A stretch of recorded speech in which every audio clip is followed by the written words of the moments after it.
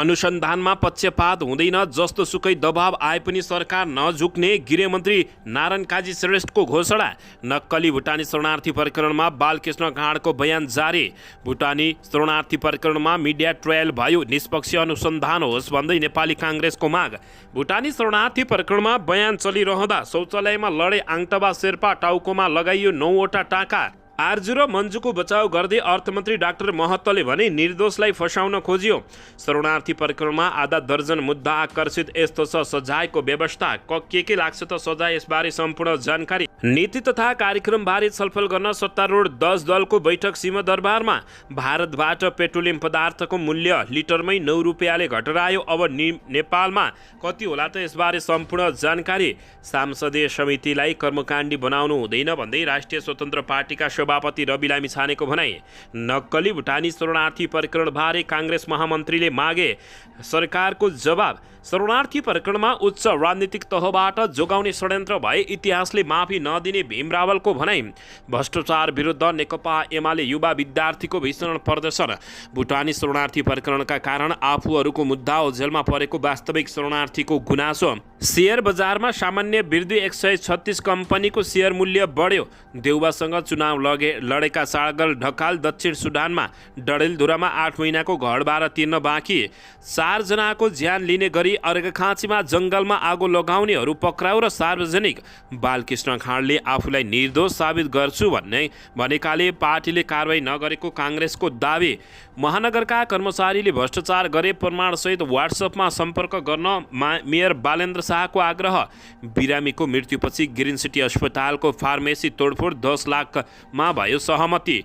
र मुलुकको आर्थिक समृद्धिका लागि भ्रष्ट नेता पछ्याउने प्रवृत्तिको अन्त्य गर्नुपर्ने डाक्टर सोरिम वाग्लेको भनाई। ठुला भ्रष्टाचारका सबै काण्ड छानबिन गरी भ्रष्टाचार गरेको सम्पत्ति राष्ट्रियकरण गर्नुपर्ने।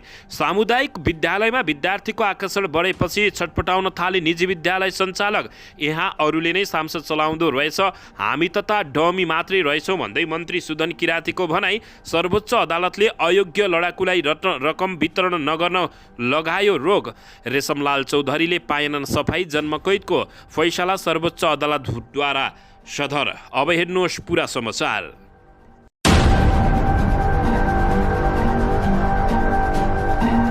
दर्शक महानुभावहरू नमस्कार, नेपाली न्युज टिभीको न्युज बुलेटिन खबरमा यहाँहरूलाई हार्दिक स्वागत छ। सदाझै आज पनि तपाईँहरूमा देश तथा विदेशका महत्त्वपूर्ण समाचार अपडेटका साथ उपस्थित भइसकेका छौँ।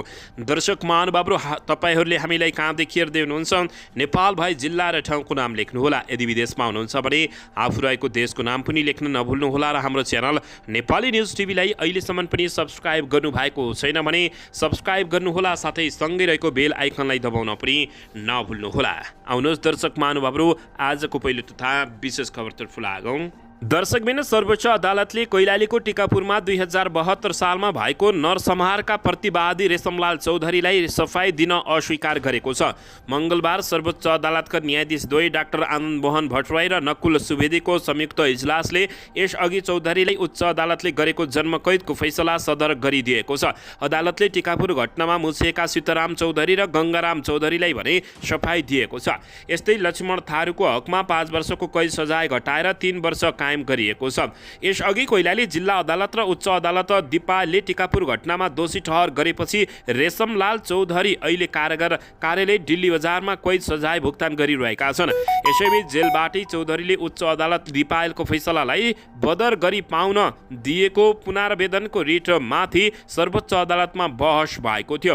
प्रतिवादी चौधरी लगायत 14 जना प्रतिवादीको तर्फबाट सफाई पाउनुपर्ने भन्दै बहस भएको थियो।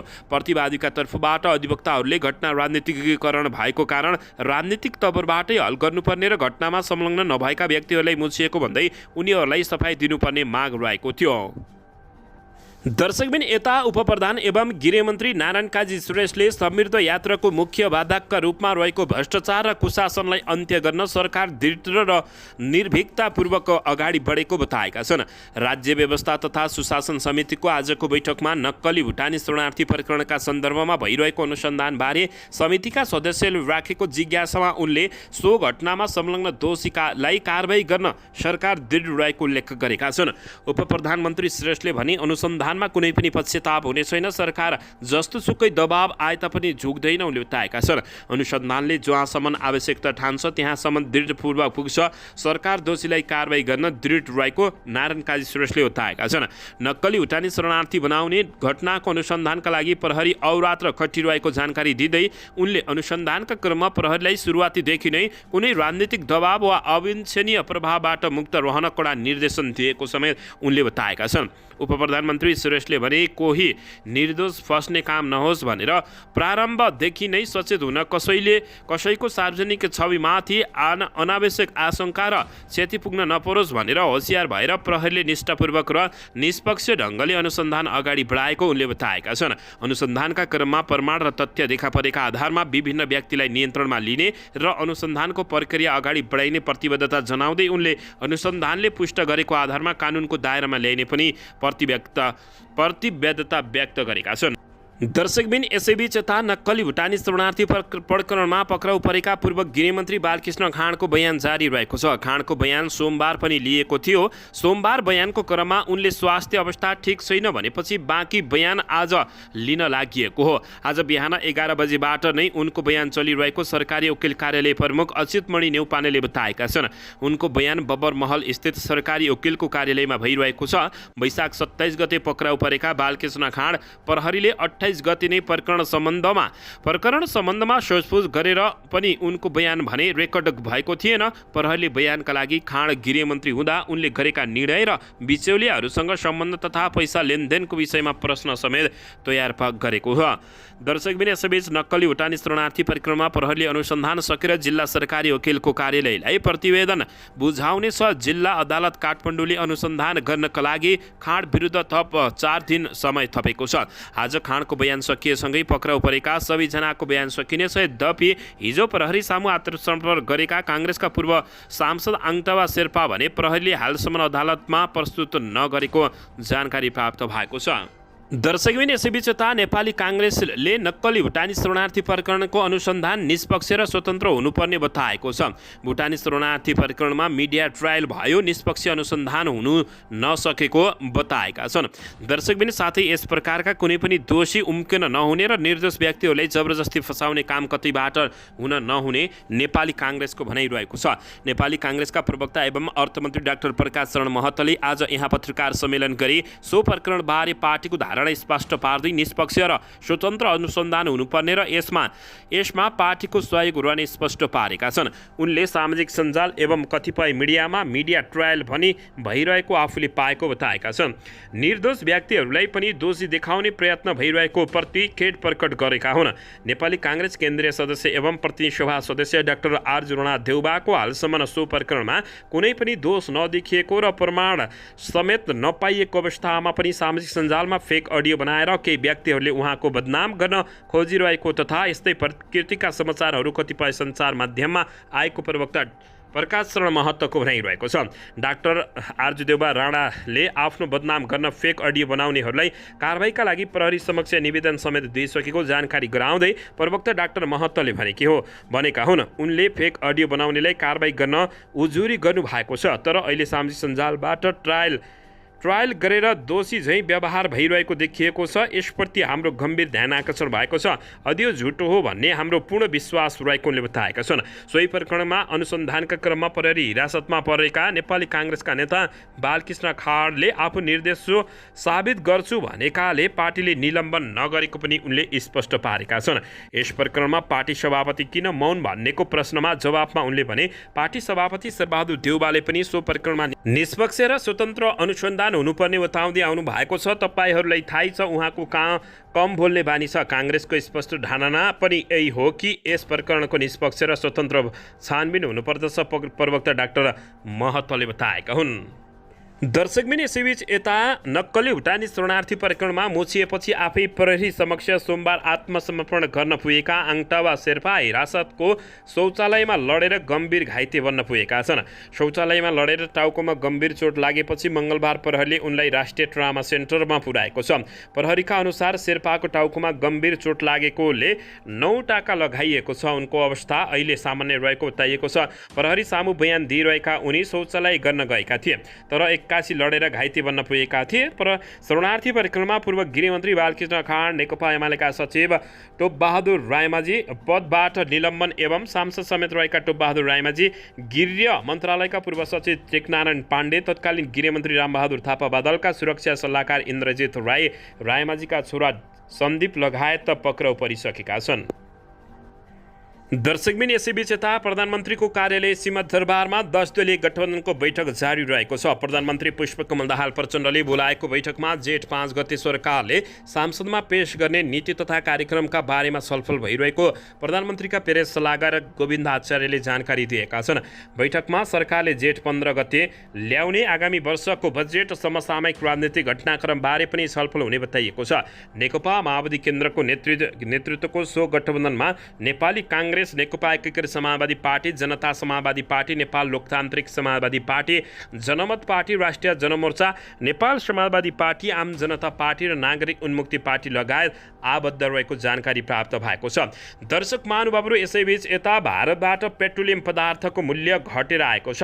भारतमा पेट्रोलियम पदार्थको मूल्य घटेर आएको हो। नेपाल आयल निगमका अनुसार भारतबाट डिजल लिटरमा 8 रुपियाँ 8 पैसा र पेट्रोल लिटरमा 9 रुपियाँ 51 पैसाले घटेर आएको छ।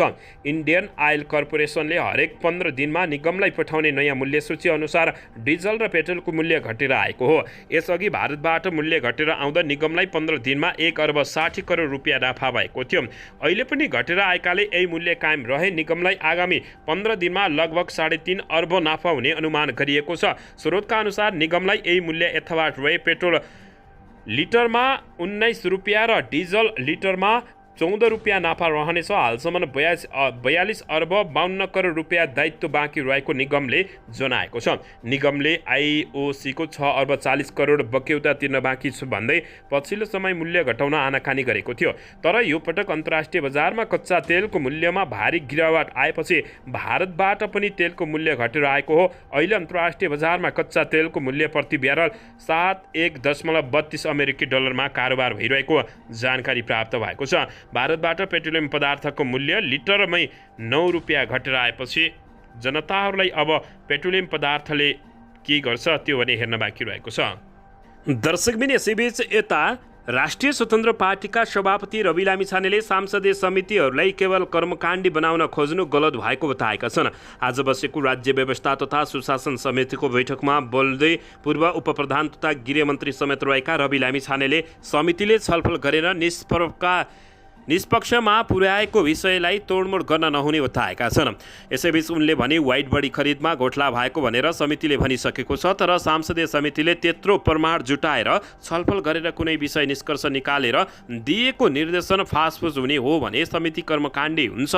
समिति कर्मकाण्डी हुन भएन रवि लामिछानेले बताएका छन्। यसैबीच कसैलाई फसाउन गरिएको निर्णय हो भने विरोध गरौँ, नत्र भने लागू गरौँ उनले बताएका हुन्। प्रभावकारी बनाएर हामी जानुपर्दछ। निर्देशन को पालना नभएको हकमा के हुन्छ त्यसले मध्यनजर गरौँ भन्दै सांसद रवि लामिछानेले यस्तो बताएका हुन्। दर्शकबिन यता भने नक्कली भुटानी शरणार्थी प्रकरणबारे काङ्ग्रेस महामन्त्रीले सरकारको जवाब मागेका छन्। नेपाली काङ्ग्रेसका महामन्त्री तथा प्रतिनिधि सभा सदस्य विश्वप्रकाश शर्माले नक्कली भुटानी शरणार्थी प्रकरणबारे सरकारको जवाब माग गरेका हुन्। आज बसेको सांसदको राज्य व्यवस्था तथा सुशासन समितिको बैठकमा बोल्दै शर्माले शरणार्थी प्रकरणको छानबिन कहाँ पुग्यो भनेर जवाब आम जनतालाई दिनुपर्ने बताएका छन्। उनले भने नक्कली शरणार्थी प्रकरणबारे हामी सूचित हुन जरुरी छ। दोषीहरू कोही छुट्न हुँदैन, निर्दोष कोही नछुटुन्, निर्दोष कोही नपरुन् भनेर हामी सबै राजनीतिक दलहरूले भनेका नै छौँ। सबै सहमत नै छौँ। यसमा गृहमन्त्रीज्यूको भनाइ हामीले सुन्न पाएका छैनौँ। के कस्तो प्रकार अवस्था छ, निर्दोष फस्नु नहुने र दोषी उम्किन नहुने स्थिति बनाउनको लागि सरकारले केही गतिविधि गरिरहेको छ। नक्कली भुटानी शरणार्थी प्रकरणको छानबिनको सन्दर्भमा सक्कली छानबिनको वास्तविक के छ भन्ने बारेमा जानकारी आवश्यक भएको समेत उनले बताएका छन्। दर्शकबिन यसैबीच यता नेकपा एमालेका नेता डाक्टर भीमबहादुर रावलले नक्कली भुटानी शरणार्थी प्रकरणको अपराधमा संलग्नहरूलाई जोगाउन उच्च राजनीतिक तहबाट षड्यन्त्र भए इतिहासले माफी नदिने चेतावनी दिएका छन्। मङ्गलबार बिहान सामी सञ्जाल ट्विटरमा लेख्दै रावलले उच्च तहबाट षड्यन्त्र भइरहेको समाचार आएको बताएका छन्। उनले लेखेका छन्, नक्कली भुटानी शरणार्थी बनाउने अपराधमा संलग्नहरूलाई जोगाउन उच्च राजनीतिक तहबाट षड्यन्त्र भइरहेको समाचार छ। राजनीतिक वा प्रशासनिक तहको व्यक्तिले त्यसो गरेमा र देश जनताप्रति गद्दारी सहितको रगतको अपमान, संविधान र कानुन शासन प्रणाली मिच्ने आपराधिक कर्म हुनेछ, इतिहासले माफी नगर्ने उनले बताएका छन्। शरणार्थी प्रकरणमा हालसम्म पूर्व उप प्रधानमन्त्री टोपबहादुर रायमाझी, पूर्व गृहमन्त्री बालकृष्ण खाँड लगायतका शीर्ष नेताहरू समेत मुछिएको जानकारी प्राप्त भएको छ। दर्शकबिन यसैबीच यता राष्ट्रिय स्वतन्त्र पार्टी रासपाका सांसद डाक्टर स्वर्णिम वाग्लेले उद्योग क्षेत्रमा गुणस्तर बनाउने भन्दा पनि नेताहरूको पछि लाग्ने प्रवृत्ति बढेको आरोप लगाएका छन्। मङ्गलबार काठमाडौँमा आयोजित मेक इन नेपाल स्वदेशी समिट कार्यक्रमलाई सम्बोधन गर्दै उनले यस्तो बताएका हुन्।